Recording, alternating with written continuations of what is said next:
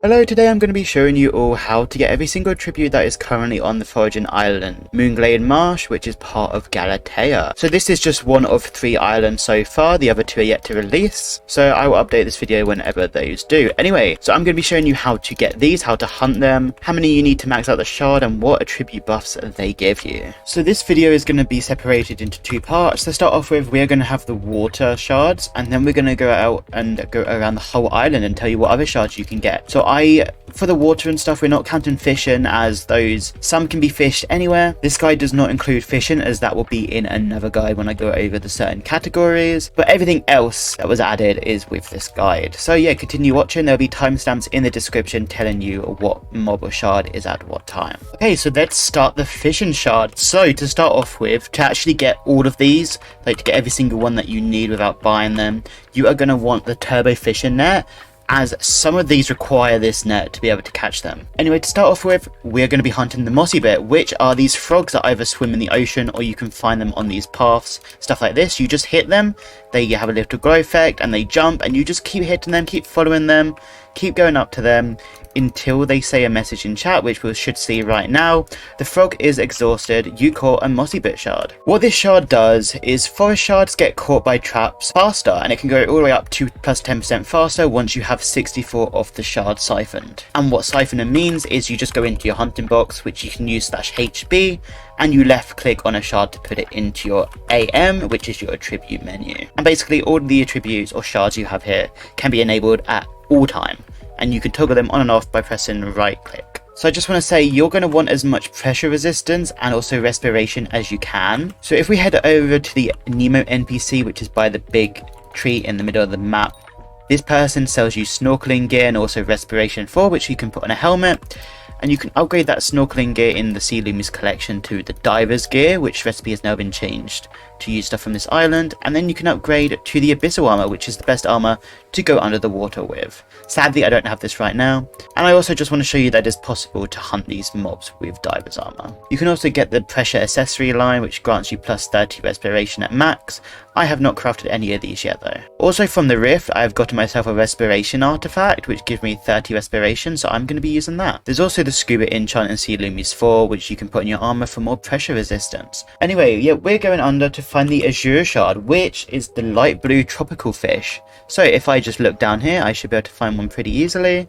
Yep, right here, this is the Azure shard. So what you do, you get your net and you just right click it, and as you can see, you caught an Azure shard. And what this does is grants you plus 50 strength while on Foraging Islands at max level. And you're going to need 85 of these to max this attribute out. But luckily enough, they are quite easy to get, so 85 isn't too much at all. Next up, we're going back under and we're looking for the Verdant, which is a green tropical fish. So we did see one earlier, yeah, right here. So you've got the blue ones and the green ones. Anyway, to get the green ones, you throw the net just like the one previously, and you catch a Verdant shard. This one grants you 30 fishing speed while on Foraging Islands at max level. Okay, next up is going to be the Salmon shard. So here you can find these salmons, use your net, you just keep right clicking them and they have these little hologram, like name tag thingy, and once it has enough X's, you're then able to get it, and it just says you caught a salmon shard. And at max level, this grants a plus 1% chance to find a wet book while fishing a treasure item, and you need 64 of these to max. Okay, and then we have the cod shard. So if you find these little cod fishes, these ones are a bit different, so depending how much pull you have on your net, so I have 52, these have 100 health in a way, but it's called spin. So they have 100 spin. If they go above 100 spin, you don't get the shard. So if I throw it, as you can see, it says that. If I do it again, I get it. So if I do it too quick on one, I won't be able to get the shard. The cod was spinning too fast and exploded. So you right click it once, let it go down, I say to 47, and then do it again, as you do not want the pool to go above 100 on the mob. And this grants you plus 10% more coins from fishing treasures at max level, requiring 96 total to max out the shard. Next up, we're hunting the Coralot. So this can be found in the waters here. It is very difficult, but what you got to do, you just got to go near it and not move at all. You can move your player around like this, or you can move your perspective, but you cannot move and don't walk anywhere. So you got to wait for that little hologram to disappear, and then you throw the net at it, and then you can catch the shard. But there are other places and much better places on the map to get them, such as over here in this south wetlands, where they're up on blocks, or in this small little lake. You just stand still until this disappears, so it goes from red to yellow to nothing. And there we go, we got the shard. And at max level, you gain a 50% chance to gain extra charms, and you need 96 of these total to max out. So next up is going to be Joydive. So what you want to do, you just want to use a fishing net on it once, and then it will go to its little hidey hole. So what you're going to do, you just got to follow it until it goes inside one of these holes on the side of this little water depths. And then once it gets to the end, it will stop and turn back around, and now you can hit it, and you can get the shard. There we go. And at max level, it grants you plus 50 respiration, and you need 48 of these to max it out. Next up, we are going for the Shellwise, which are the turtles. So if we go down to this turtle and we just use our net on them, this is the best way of doing it, and it's pretty quick. There's no cool custom system. You just throw your net in until the health depletes all the way. And there we go, you caught a Shellwise shard. And at max level, you gain plus 100% regular knockback resistance, and you need 32 of the shards to max out. We're then going down to the spikes. So for these spikes, you do need the max fishing net, otherwise you won't be able to get them. And they're little pufferfish. If you go near them, they go bigger, and they also poison you. Anyway, so go further enough away where you can just spam the net, and the guy goes small. And yeah, it keeps saying immune, but it does let you get it most of the time. As you can see, you do 10 damage per hit. And there we go, you caught a spike shard. There is a nice little cave for these spikes as well. If you come by Agatha and turn right, we're going to want to go down here. So let's head down. And as you can see right here, there's a spike here. There's loads of spikes here. So this is the best place to farm these. And when at max level, when hit, your next hit deals plus 20% damage. And you need 24 of these shards to max out. So next up, we're going for the Lumisquid. So actually to get to this place, you're going to want to come to this part where Agatha is. And you're going to want to swim down here. So just follow what I do. Once you're going down this little hole here, you stick left all the way until you find this little cave, and then you have the Lumisquids. And basically what you got to do, you got to keep reeling it with your net until it gets smaller and smaller, and there we go. Once it's really small, you're then able to get the shard. There we go, you caught a Lumisquid shard. And at max level, it grants you plus 50 pressure resistance, so this will help getting other shards very much easier. Anyway, this requires 48 to max. We're then going to the Seacurse, which are the drowned mobs, and I'm going to show you how to get there. So you're going to want to go to Agatha, basically where we just were, but instead of going down that way to the squids, we're going down this way where this little andesite block area is to find them. Anyway, we lead to this area, and all you got to do for this one is get out your black hole, get them really low using your hunt axe. There we go, and place a black hole. So these are a bit annoying because they're in the water, but we should be able to get it eventually. Might have to hit it into it. There we go. I am going to die, but we're still going to get it in the black hole. There we go, you caught a drown shard. And this one at max level grants you plus 30% more damage against humanoid creatures, and you need 48 to max. For this next shard, we're going for the Strider Surfer. There are two ways of getting here, so if you come to Agatha and look straight ahead, there's some magma blocks down there. So if you swim into the ocean and go here, go up here, and then just use your aspect of the end, void, or whatever you have, and you can find the Strider Surfers. So these are used with the black hole. You place the black hole down, you get these low until less than 10% health, I believe it is. And there we go, it goes into the black hole. And we catch a Strider Surfer shard. Anyway, at max level, this grants you plus 30% more damage against lava sea creatures, and you need 64 to max. Also, the other way to get to the Surf Strider spot is by the Coral Fish House. So if you go here, take a left, run under this tree, head to the edge of the map right here, do some parkour, and it will lead you directly to the area of them. And this is just located on the right of the map. As soon as you come into Galatea, you spawn down there, you run up here, and then you turn right when you reach Allen, which is a part of the main quest line. Next up, we're going to be hunting the Birries. So this one can be spawned two different ways. First of all, I'm going to show you the way in the water, and you are going to want the fishing net for this. So you can go ahead and break these sea lumies. I'm using a mod so it highlights them, but these little sea pickles, if you break them, there is a slight chance that a tadpole comes out.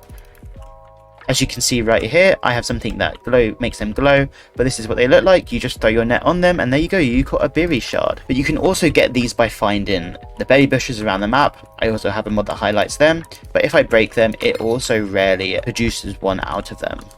Yep, like that. There we go. And then we just fish and net that as well. And these at max level grants you a plus 100% chance to drop double berries and sea lumies. And you need 85 to max out this attribute. Next up, we're moving on to everything besides fishing, as that is now done. Anyway, so the Phanflare is the first one we're going to do, and it's right here. So they just fly around the map, and they can also drop from when breaking a tree and getting the tree gift. What you're going to need for this is any type of lasso, and if you just lasso it, there's a little bar that goes down, and it should say reel once you're able to right click it. You may lose your lasso on them because for some reason it just takes it off and it says you're not looking at it. There we go, it said reel. For this, I believe you've got to do it twice in a row without messing up, and then it should come straight towards you. I don't know why, it's saying like you looked away, but it doesn't. I think it might just be because I have too many on me right now, so it's a bit buggy. There we go, one, so it gets a little closer, then this one is the last reel. There we go, you caught a Phanflare shard. And this one at max level grants you plus 100 Fig Fortune and plus 100 Mangrove Fortune. And you're going to need 48 to max this out. Next up is the Phanpyre. So for the Phanpyre, you get them from tree gifts as well, just like the Phanflare. And what you want to do, you lasso it. It's just a smaller phantom. This one only requires one reel, so once it says reel, you right click on the lasso and you should capture it. And there we go, you caught a Phanpyre shard. And at max level, it grants you plus 10 sweep during the night. And you're going to want 48 of these to max out your tribute. And for the Dreadwing shard, you can get it by getting tree gifts and also getting a black hole. So I'm going to lasso it just so it gets down to the black hole, hit it a few times, lasso it again so it stays on the floor, keep damaging it. Doing this, I'll place another black hole above it. And there we go, it gets sucked in. And there we go, you caught a Dreadwing shard. And at max level, you gain plus 10% more forest essence. The next up is going to be Mudworm. So while you're exploring on the map, you want to pay attention to grass blocks. Not grass like this, just the grass blocks, as they will sometimes have particles on them. These can spawn at many random locations, so it might take a little bit of a while for you to find, especially if someone else is hunting them. So right here, there will be some string on the ground with some green particles, and all you want to do is just hit it with your fist or any weapon, and there's a chance you get the Mudworm charm. It's not all the time, you could get logs, you could get another shard, which we'll be moving on to next. So for the Mudworm, at max level, garden visitors arrive plus 10% faster, and you need 96 of them to max out. Next up, we're going on to Invisibug. So they can also be hunted from these, but it's quite rarer. So these ones are a bit tricky, as when you're looking in the air, you have these green particles. You want to be looking out for these particles, the crit particles. And what you want to do is you just lasso them, and there you go, you get the Invisibug. You can also change the crit particle in your resource pack to make them easier to find. And these Invisibugs can spawn all around the map at random places. Well, it might not be random, but you can find them in this little area. You can find them on bridges such as over here. I found them all around here, especially underground in this little cave area right here. Sometimes there's a few here, like over here. I've put the texture pack on so it's a bit easier to see. There we go. And at max level, rare and above garden visitors have a plus 10% higher chance to arrive, and you need 48 to max out the shard. Next up is the Hideonleaf. So these are just green shulker boxes. They're the shulker box mob, and I'm pretty sure in default Minecraft you can't change the colour, and these are quite buggy in the Foraging Island, that you get teleported back a lot, so it's probably some way they've changed the colour, it makes you lag a lot. But what you want to do, the easiest way to hunt these that I found out, most people just go ahead and stamp on it straight away and mess up and all of that. But if you go on like the edge of it, in like the corner like this, it's a lot easier to open it, and you've got to wait for it to open, go away, and you just hit back in that little thing that comes out of it. I will do one more to show you, as that was pretty quick. So they are kind of hard to find because they're the same color as grass, but if you use F3B for hitboxes, they just stand out so well. Anyway, so once I open it up, I'm going to move quite a few blocks away, around 4 to 5, if not it could be really buggy. There we go. Go over here, and then just hit in this little thing that it shoots out 3 times without failing. Then you're able to get the shard. And it says Hideonleaf lost the fight, and there we go, we got the Hideonleaf shard. For this, at max level, it grants you plus 50 block fortune, and you require 96 to max out. So next up, we're going to find the chills. So if you head back to the middle of the map where this big thing is, and see this little waterfall over here, you want to go in here and navigate here. So we'll have the Chillshots right here. So if you get the black hole, place it down and kill them. Well, not kill them because you can't with the hunt axe. Get them really low so they're a 1 hit, and then just push them into your black hole. There we go, you gain chill shots. And at max level, it increases your damage to skeletal creatures by plus 30%, and you require 96 to max out. Next up, we have the Mochibear and Bambuleaf, which are pandas. So I'm going to show you how to get here because some people do get really confused by it. So this is the spawn of Galatea. So if you just walk up like I am, going down to the big tree and heading far back left, It's pretty easy to get there. You also do this in the quest. You speak to Dax over here, and there's a little waterfall right behind him, which you just go through, and you take your first left. And right here you can see some bamboo, and there's pandas here. So if you just farm the bamboo, use a sword doing it because it's instant. If you don't use a sword, it takes quite a while to mine. And here we go. Here we have a Bambuleaf. So depending what type of year it is, it could either be the Bambuleaf here or the Mochibears. The Mochibears spawn during autumn or winter, and the Bambuleaf spawn during summer and spring. So if you just get enough bamboo, over 48, and just hold right click on these, they grow bigger and bigger and bigger, and they do a really cute sneezing sound. And unfortunately, once they get too big from eating all the bamboo, they ate too much and they pass out, and then you catch the bamboo leaf shard. And this is exactly the same for the Mochibears. You know what the difference is because the bamboo leaf is black and white, and the Mochibears are white and brown. So with the Mochibear being max, it makes your axe gain plus 30 sweep on melee hits, and you need 64 to max this out. And for the bamboo leaf, it grants your axe plus 30 sweep on axe throws, and you need 64 to max this out as well. So next up is a bit different. This one you don't really hunt, but you buy per day, and it has a limit cap. So when you're at the spawn of Galatea again on Moonglade Marsh, you want to follow and go right this time, run up here until you find this house by Teddy. So over here, run into here, and you speak to Kiara, and then here you can buy the Viper, the Crocodile, the Eel, and the Gecko shard. You can buy 10 Vipers per day, 6 Crocodiles per day, 6 Eels, and 4 Geckos. So these are going to cost you coins, but they are very much worth it as they cost more in Bazaar, and this is the only way to get them. For the Viper at max level, your hunting axes gain plus 10% more stats from the weapon they hold, and you need 64 to max. For the Crocodile at max level, grants a plus 20% chance, double shards from a reptile fusion, requires 48 to max. So the Eel at max level increases pull by plus 10 when using fishing nets, and you need 48 to max this out. And then the Gecko at max level, your sharpening attributes are plus 20% stronger, requiring 48 to max out. And the final one is going to be the Beaconmite. So you'll see this big Moonglade beacon up in the sky.